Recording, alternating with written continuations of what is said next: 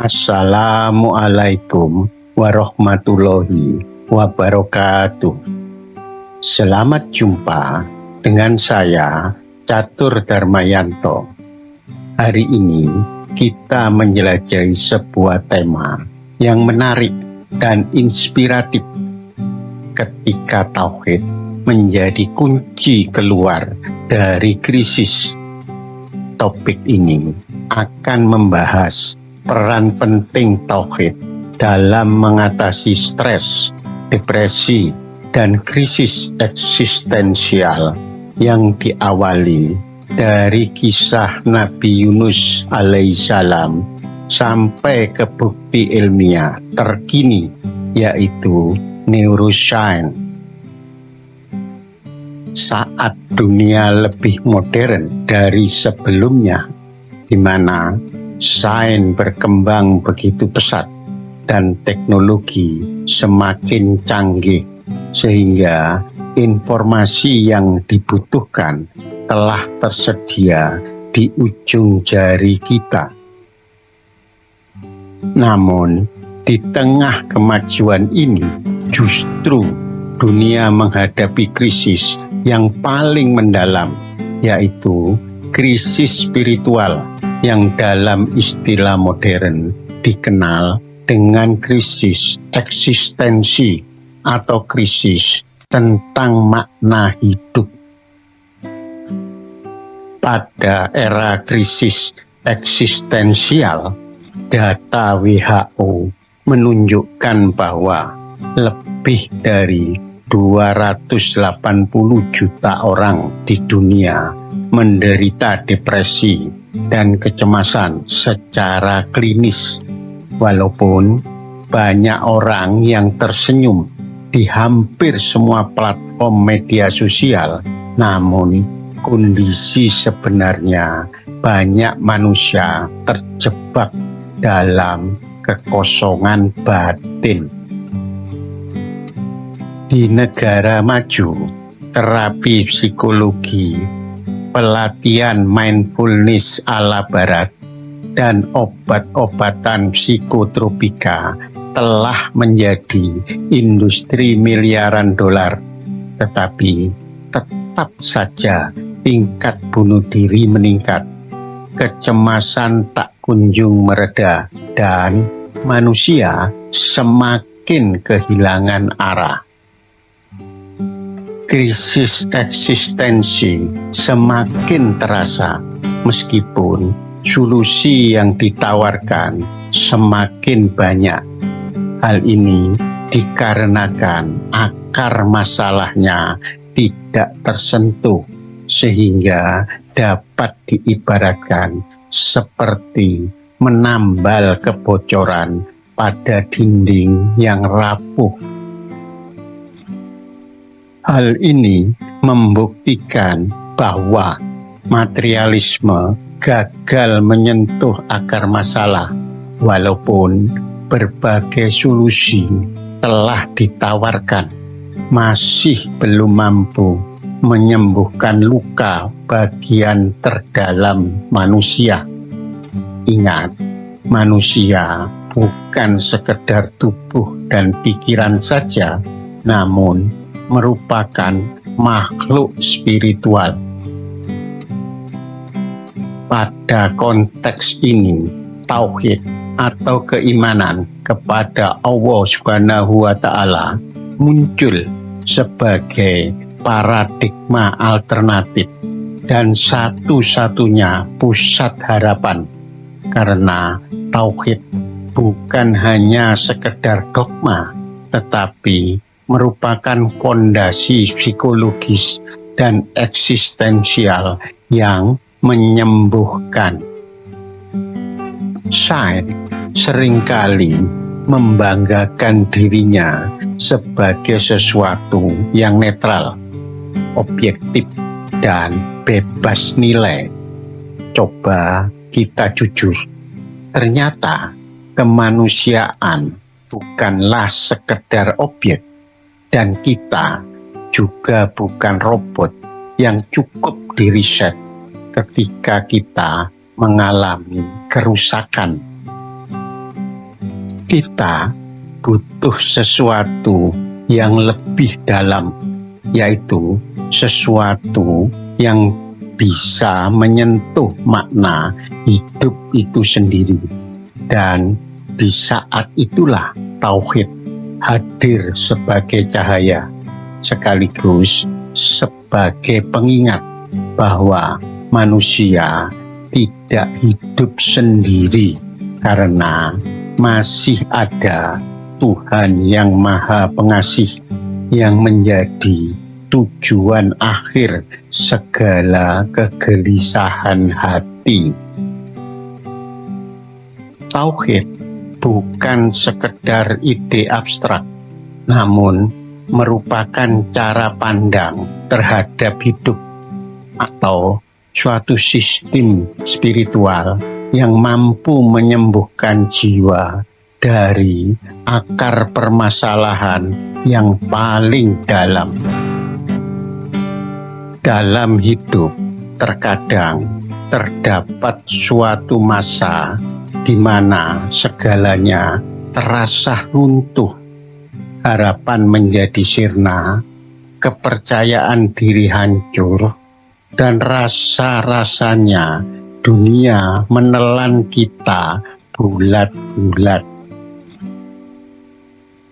Di saat seperti itu, kita teringat kisah Nabi Yunus alaihissalam, seorang utusan Allah yang dalam keputusasaan merasa gagal berdakwah. Beliau meninggalkan kaumnya, lalu masuk ke dalam perut seekor ikan besar.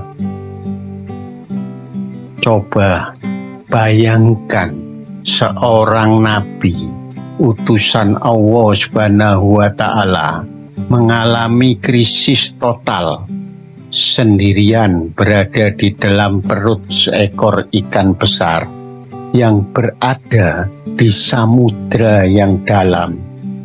Gelap gulita, tidak ada cahaya, tidak ada suara, tidak ada harapan, bahkan tidak ada jalan keluar dari perut ikan.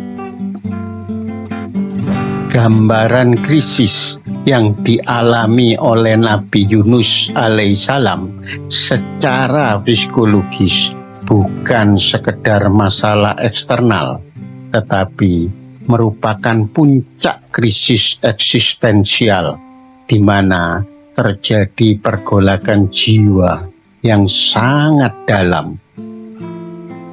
Dalam kondisi di titik nadir semacam ini, Nabi Yunus alaihissalam tidak mengeluh, tidak mengutuk keadaan, tidak menyerah, dan tidak putus asa. Beliau berserah diri disertai zikir agung yang keluar dari lisannya. La ilaha illa anta subhanaka inni kuntu minas zalimin.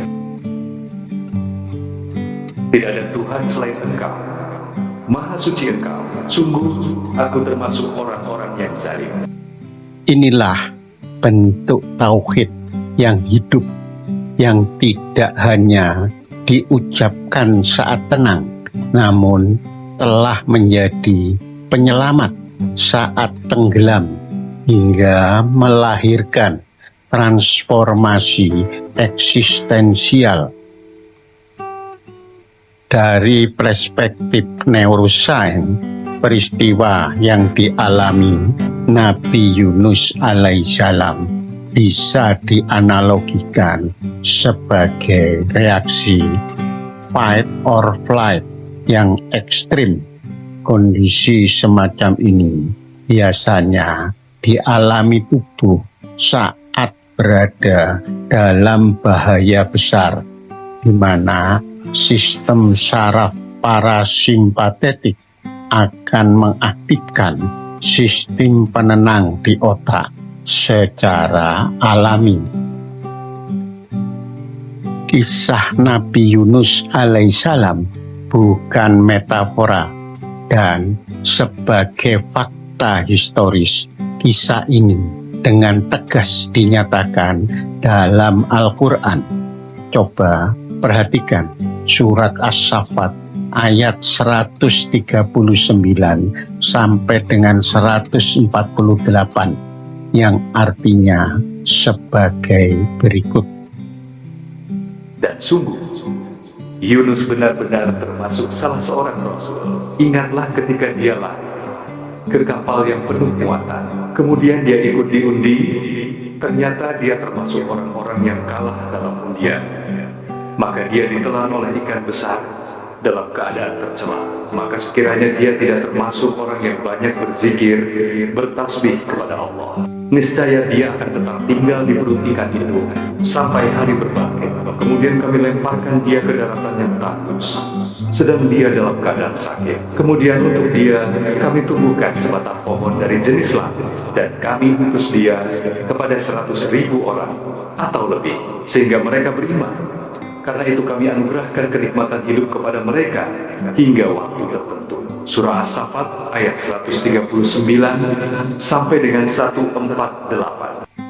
Ayat ini memberikan pelajaran abadi bahwa jalan keluar bagi setiap jiwa yang tenggelam dalam krisis bukan melawan realita, tetapi kembali kepada Allah Subhanahu wa Ta'ala dengan hati yang tunduk. Neuroscience menemukan fakta luar biasa bahwa zikir yang dulunya dianggap hanya ritual keagamaan ternyata berdampak fisiologis pada struktur otak.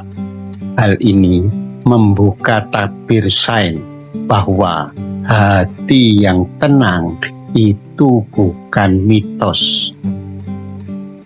Studi Profesor Andrew Newberg menunjukkan bahwa praktek zikir, doa, atau meditasi spiritual akan meningkatkan aktivitas gelombang gamma 40 Hz, yaitu gelombang otak yang berkaitan dengan kesadaran tinggi, fokus, perasaan bahagia, dan kedamaian batin. Dari hasil alat pemindai otak seperti fungsional MRI atau fMRI, ditemukan bahwa saat seseorang berzikir dengan penuh kesadaran ternyata menghasilkan penurunan aktivitas amigdala atau pusat ketakutan dan kecemasan, dan memperkuat aktivasi prefrontal cortex, yaitu bagian otak yang membuat keputusan, pengendalian diri, dan mengatur emosi menjadi lebih baik. Dengan istilah sederhana, zikir bukan hanya ibadah, namun juga penyembuh biologis, dan apabila dianalogikan dengan sistem perbaikan komputer yang rusak, maka zikir adalah software updating untuk otak yang rusak akibat mengalami stres kronis. Sebagian orang menyebutkan bahwa efek zikir hanyalah sugesti atau placebo, sementara kenyataannya sains tidak dapat menyangkal bahwa perubahan yang terjadi akibat adanya efek zikir tersebut nyata, terukur, dan sistematis, sehingga sangat tidak berlebihan apabila dikatakan bahwa tauhid bukan sekedar keyakinan, namun sudah merupakan sistem ketahanan mental yang telah teruji oleh zaman. Bagaimana tauhid dan dzikir dapat membantu kita keluar dari krisis akibat depresi, kecemasan, bahkan trauma. Tentunya kita harus menyadari bahwa tauhid bukan hanya keyakinan di kepala, tetapi juga harus menjadi praktek sehari-hari, sehingga tauhid mampu memberikan pada kita ketenangan sekaligus penghubung antara kita dengan makna hidup sebenarnya. Dunia psikologi barat mengenal istilah mindfulness, yaitu kesadaran akan saat ini yang difokuskan pada nafas dan tubuh. Sementara Islam memperkenalkan kesadaran ilahiyah atau dzikir kepada Allah yang bukan hanya hadir secara pribadi, namun lebih dari itu, yaitu ketersambungan diri pribadi kita dengan Sang Pencipta. Pada Journal of Religion and Health tahun 2020 telah dijelaskan tentang suatu studi yang dilakukan terhadap pasien korban trauma dan PTSD di Gaza, Palestina. Studi ini menunjukkan bahwa terapi zikir membantu mereka pulih lebih cepat dan lebih stabil secara emosional dibanding terapi konvensional. Tauhid bukan sekedar ide abstrak, namun juga dapat diterjemahkan dalam kehidupan praktis sehari-hari. Di antaranya, pertama, dzikir rutin pagi dan sore bukan sekedar bacaan, tetapi penghayatan. Kedua, sholat dengan khusyuk bukan hanya melakukan gerakan fisik, namun juga menyadari setiap gerakan yang dilakukannya. Ketiga, tadabbur ayat-ayat Quran yang dapat menemukan makna dan menumbuhkan harapan dalam setiap ayat yang dibacanya. Keempat, menjaga prasangka baik atau husnudon terhadap takdir dan keputusan Allah Subhanahu wa Ta'ala, khususnya di saat menghadapi masalah. Jangan dengan cara kepanikan, namun dengan cara lebih tenang, sabar, percaya diri, dan berdoa mohon petunjuknya. Semua aktivitas ini akan membentuk mentalitas tawakal yang secara neurologis aktivitas ini akan melatih otak untuk berdamai dengan kenyataan. Saat kita hidup dalam kesadaran tauhid, kita menjadi lebih kuat, lebih ikhlas, dan lebih tenang dalam menghadapi hidup tanpa harus menyangkal bahwa kesedihan itu ada dan kita juga tidak akan lari dari kenyataan. Tauhid bukan bentuk escapism atau melarikan diri dari kenyataan, namun justru sebaliknya, tauhid adalah keberanian tertinggi guna menghadapi hidup dengan semua realitasnya, tetapi tetap yakin bahwa Allah Subhanahu wa Ta'ala tidak meninggalkan kita. Ketika Anda berada dalam berbagai krisis apapun, baik krisis ekonomi, krisis hubungan, krisis mental, atau krisis iman. Jangan buru-buru mencari solusi eksternal.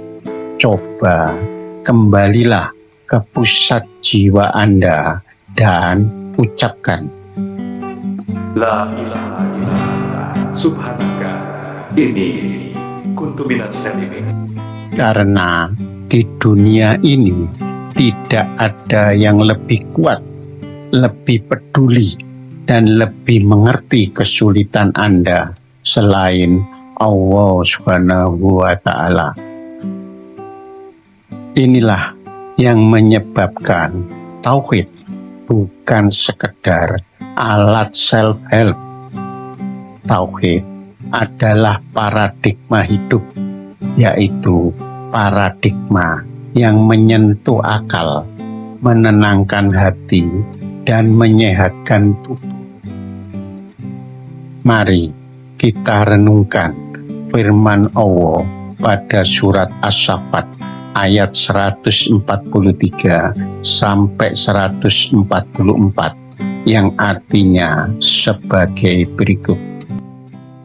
Dan seandainya dia Yunus tidak termasuk orang-orang yang banyak berzikir tasbih, niscaya dia akan tetap tinggal di dalam perut ikan itu sampai hari berbakit. Surat As-Saffat ayat 143 sampai 144. Terima kasih atas perhatian dan supportnya selama ini. Wassalamualaikum warahmatullahi wabarakatuh. Ingat, untuk mengenal kekuatan dzikir, jangan menunggu sampai kehidupan Anda berada di titik terendah. Mulailah hari ini bangun kekuatan tauhid pada diri Anda, karena tauhid bukan hanya kunci keluar dari krisis,